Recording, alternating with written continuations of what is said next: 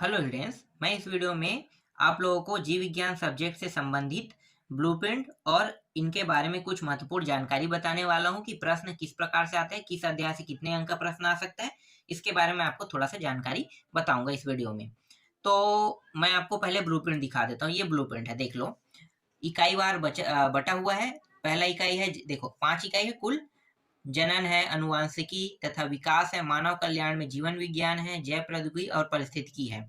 हर एक इकाई से कितने अंक के प्रश्न आएंगे यहाँ पे दिया हुआ है। 14, 18, 14, 10, 14, इस तरीके से कुल मिला के 70 अंक का प्रश्न आएगा। यहाँ पे पूर्णांक देख सकते हो, पूर्णांक 70 अंक का है। बाकी जो 30 अंक है वो आपको प्रैक्टिकल में देखने को मिलेगा।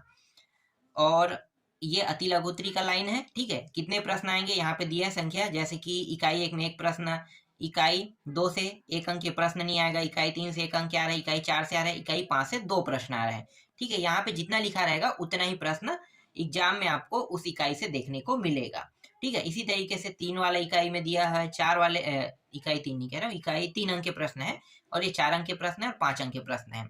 तो इस प्रकार से दिया हुआ है और कुल प्रश्नों की संख्या रहेगा 26, ठीक है। कुल प्रश्नों की संख्या 26 रहेगा। यहाँ पे देखो स्पष्ट बता दिया है कि 1 अंक के प्रश्न 5 प्रश्न आएगा, 2 अंक के प्रश्न भी 5 आएगा, 3 अंक के प्रश्न 12 आएगा, 4 अंक के प्रश्न 1 और 5 अंक के प्रश्न 3 आएगा। इस तरीके से यहाँ पे बता दिया है कितने कितने प्रश्न आपके एग्जाम में आपको देखने को मिलेगा। और कुल प्रश्न यहाँ पे दिए 26 प्रश्न।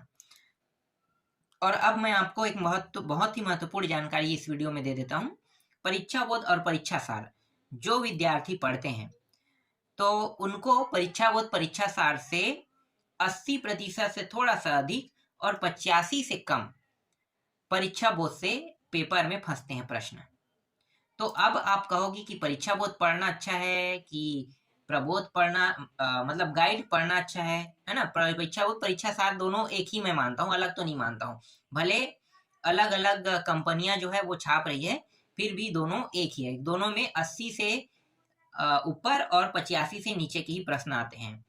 और गाइड जो होता है वो अच्छा है कि पुस्तक अच्छा है, तो मैं आपको सजेस्ट करूंगा कि परीक्षा बोध परीक्षा सार गाइड के मुकाबले ज्यादा अच्छा है। गाइड में जो प्रश्न है वो प्रश्न आपको पेपर में देखने को नहीं मिलेगा। गाइड वाले प्रश्न जो है छोटे प्रश्न देखने को नहीं मिलता है, जबकि परीक्षा बोध के छोटे प्रश्न आपको एग्जाम में देखने को मिल जाता है।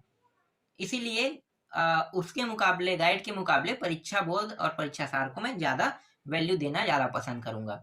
अगर आपके पास समय है तो ये बायोलॉजी है, और बायो वाला जो बुक है ना, वो थोड़ा सा मोटा चौड़ा है। तो ज्यादातर जो प्रश्न है ना बुक से आते हैं इसमें।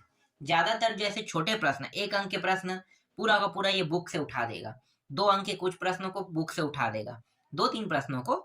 और इसी तरीके से 1-2 प्रश्नों को, 3 अंक के प्रश्नों को बुक से उठा देगा। बड़े प्रश्न बिल्कुल बुक से नहीं आता है। बड़े प्रश्न जो है 100% गाइड में रहेगा, 100% परीक्षा बोध में रहेगा, 100% आपके परीक्षा सार में भी होगा।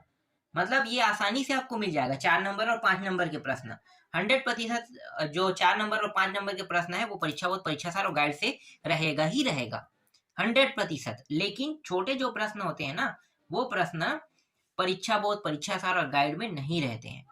तो ज्यादा बेटर मैं अगर कहूंगा तो आप परीक्षा बोध परीक्षा सार पढ़ सकते हैं। और छोटे प्रश्नों के लिए अगर आप तैयारी करना चाहते हैं तो आपको सिर्फ छोटे प्रश्न जिसके बारे में आप थोड़ा बहुत जानना चाहते हैं तो उसके बारे में सिर्फ जान सकते हैं। जैसे 1 नंबर के प्रश्न, 2 प्रश्न मान लो 2 नंबर के आएंगे, है ना, तो उसके लिए बुक पढ़ सकते हो।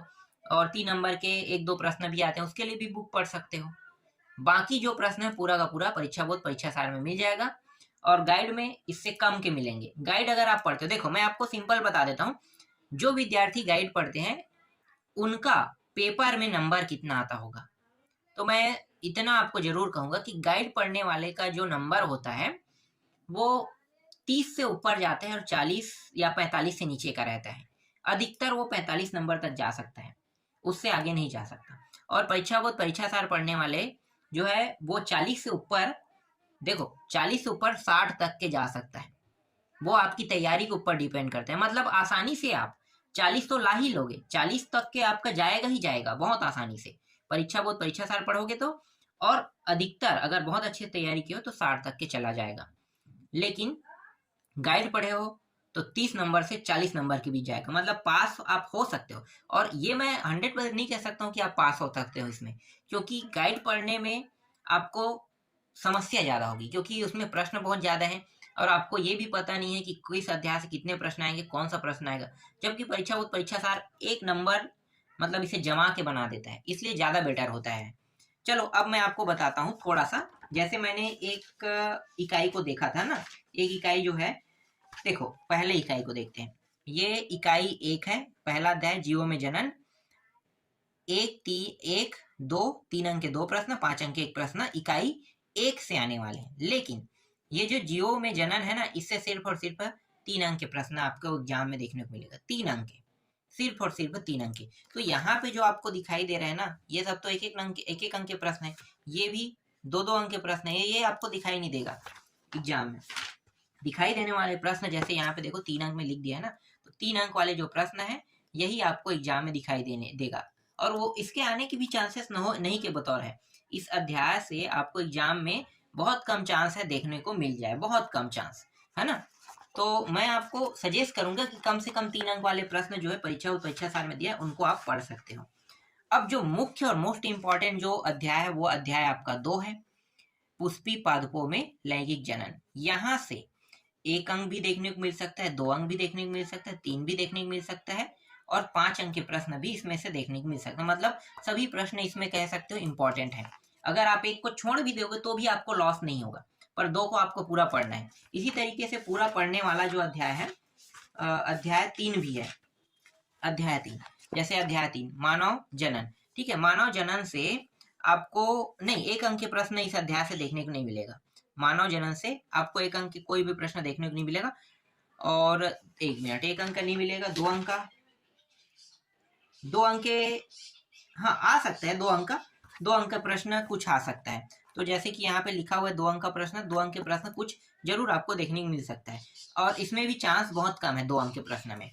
अधिकतर जो प्रश्न इस अध्याय से देखने को मिलता है वो है आपको 3 अंक, जैसे कि ये प्रश्न है 3 अंक के लायक है ना, 3 अंक से 3 अंक, ये 3 अंक है, ये 5 अंक 3 अंक में है, 3-5 में कभी भी देखने को मिल सकता है। तो ये प्रश्न जो है ये इंपॉर्टेंट है, समझो। तो मतलब आपको अध्याय 2 से 3 अंक और 5 अंक के प्रश्नों को ज्यादातर देखने को, अध्याय 3 से 3 और 5 अंक के प्रश्नों को ही आपको ज्यादातर तैयारी कर लेना है। फिर एक और अध्याय है, ठीक है, एक और अध्याय है इस इकाई में, जनन स्वास्थ्य, ठीक है। तो जनन स्वास्थ्य वाले से आपको 1 अंक के प्रश्न देखने को मिलेगा, ठीक है। 1 अंक के प्रश्न इसी अध्याय से आपको देखने को मिलेगा। 2 अंक के प्रश्न भी इसी अध्याय से आपको देखने को मिल सकता है, ठीक है। 2 अंक के प्रश्न इस अध्याय से देखने को मिल सकता है। और 3 अंक के प्रश्न इसके चांसेस कम है, पर 3 अंक के प्रश्न 1-2 प्रश्न आ सकते हैं। 4 अंक के भी 1-2 प्रश्न आ सकते हैं। 3 अंक और 4 अंक के 1-2 प्रश्न आ सकते हैं, तो हम कह सकते हैं कि थोड़ा बहुत आप इसको देख सकते हो, बाकी को चाहो तो आप छोड़ सकते हो। तो इस तरीके से मैं आपको ये बता रहा हूँ कि कुछ कुछ ऐसे टॉपिक देखो, छोड़ना तो नहीं है क्योंकि परीक्षा सारा है और बुक जो है आपका बहुत मोटा है। अब आप उतने मोटे बुक को पढ़ोगे तो नंबर तो कम आएगा, जितना कम पढ़ोगे उतना अच्छा नंबर आएगा। तो इसीलिए मैं सजेस्ट करता हूँ कि गाइड जो है, देख बुक के बाद क्या आता है, गाइड आता है। अगर बुक को पढ़ते हो तो आप फेल हो जाओगे, ठीक है। जिसकी तैयारी पहले से है और अभी से रटा रुटाया है ना, उनके लिए नुकसान नहीं है। और वो भी इकाई वायर अगर पढ़ा होगा, जैसे एक इकाई से कितने नंबर के प्रश्न आएंगे, किस किस इकाई से कैसे प्रश्न आ रहे हैं, कौन कौन से इंपॉर्टेंट, अगर ये सब चीज जानते हैं तभी उनका नंबर अच्छा आएगा। वरना बुक पढ़ने वाला फेल हो जाएगा, ये मैं कह सकता हूँ। वो 25 नंबर भी, मतलब कितना पासिंग, 22-23 नंबर, वो भी नहीं ला सकता 22-23 नंबर। सोच लो 22-23 नंबर नहीं आता है बुक पढ़ने वालों का। गाइड पढ़ने वाले की भी स्थिति वैसी है, ले दे के 22-25 तक के पहुंचते हैं गाइड पढ़ने वाले। परीक्षा सार अच्छी तैयारी किए हैं तो उनका नंबर अच्छा खासा चला जाता है 40-45। और मैं यही चीज बता रहा हूँ कि बहुत अच्छे से तैयारी करते हो तो आपका 80 नंबर तक के 80 नहीं 60 नंबर तक के चला जाएगा, 60 से ऊपर नहीं जाएगा, 60 तक के आप पा सकते हो। तो आपके ऊपर डिपेंड करता है कैसी तैयारी करना है। फिलहाल मैं बहुत महत्वपूर्ण प्रश्न इसमें ढूंढ रहा हूँ कि 100% आने वाले प्रश्न अभी तक मुझे नहीं मिला है, कौन कौन से प्रश्न है मैं ढूंढ के आपको दे दूंगा। फिलहाल अपनी ओर से तैयारी में लगे रहे, मिलेगा तो अच्छी बात है, नहीं मिलेगा तो फिर मैं आपको रिस्क लेने नहीं दे सकता। इसीलिए रिस्क लेना नहीं है, आपको पढ़ाई में पूरे पढ़ना है अभी, और मिल जाएगा तो मैं आपको बता दूंगा कि ये प्रश्न बहुत महत्वपूर्ण है, आप इसकी तैयारी कर लो, 100% आने वाले हैं।